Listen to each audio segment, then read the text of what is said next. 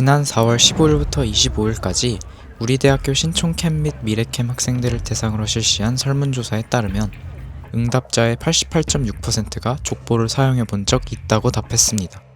최근 족보는 시험 정보를 넘어 수업 녹음본, 필기본, 보고서 등에 이르기까지 그 형태가 다변화되고 있습니다. 학생들은 지인, 학내 익명 커뮤니티 에브리타임, 대학생 커뮤니티 플랫폼 노크 등 다양한 경로를 통해 족보를 구하고 있었습니다. 이 과정에서 족보는 금전거래 대상이 되어 판매되기도 합니다. 족보 구매 경험이 있다고 답한 학생은 절반을 넘는 64.8%에 달했으며 주로 시험 대비를 위해 족보를 구매한다고 응답했습니다. 생각보다 상당히 좀 만연해 있다. 그죠? 그런 모습들을 심심치 않게 볼 수가 있는 그런 부분.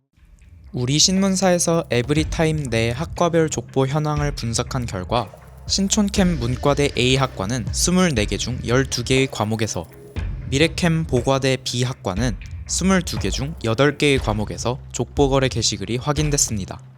특히 신촌캠 인기 교양으로 꼽히는 C 과목은 이번 학기에만 약 100건의 거래 게시글이 올라온 것으로 나타났습니다. 애시당초 족보거래가 저작권법에 어긋난다는 지적도 나옵니다. 족보거래는 수업 녹음본 판매, 교재 불법 복제 및 공유에 따른 저작권 침해 문제로도 이어집니다. 법학전문대학원 나종갑 교수는 강의는 엄연한 저작물이며 이를 판매하는 행위는 저작권법 위반으로 형사처벌 대상이 될 수 있다고 말했습니다. 그 자료를 만드는 최초 지식 생산자 입장에서는 제가 받아야 할 크레딧이 내 자료가 좋음으로 인해 혹은 내 수업의 운영으로 인해 중간에서 창출되는 뭔가 이익이 있다는 사실이 굉장히 불편하게 느껴지는 것 같아요. 상당히 제가 좀 우려되는 부분 중에 하나예요. 우리 학생들이 사실은 윤리적인 민감도가 조금 떨어진다. 그 문제의 저작권이 본인에게 있는 게 아니잖아요.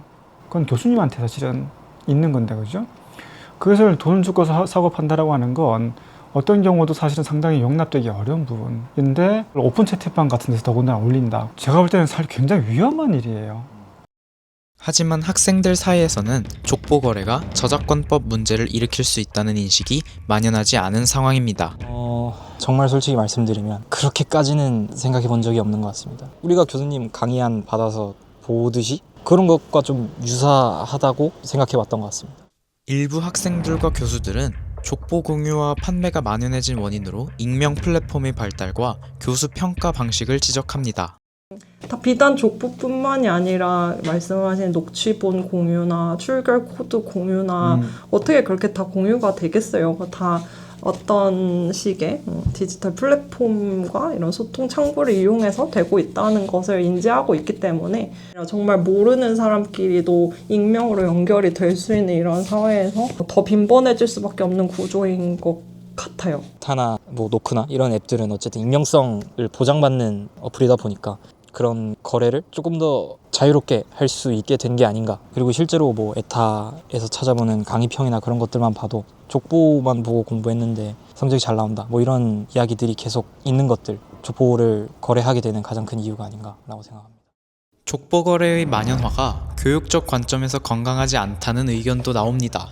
필기를 샀으니 내가 필기할 필요가 없다라던가 녹취본을 샀으니 내가 수업 시간에 집중할 필요가 좀 적겠다던가 이런 어떤 자신의 학습 주도성을 놓는 방식으로 이거를 이용하는 거는 말씀드렸듯이 학습 효과나 성과가 오히려 안 좋은 쪽으로 영향을 받을 거라고 생각을 하고 학생들과 이렇게까지 너무 손쉬운 방법을 골라서 공부를 해도 되는가, 문제의 수준이나 이런 것들을 파악하고 대비를 한다.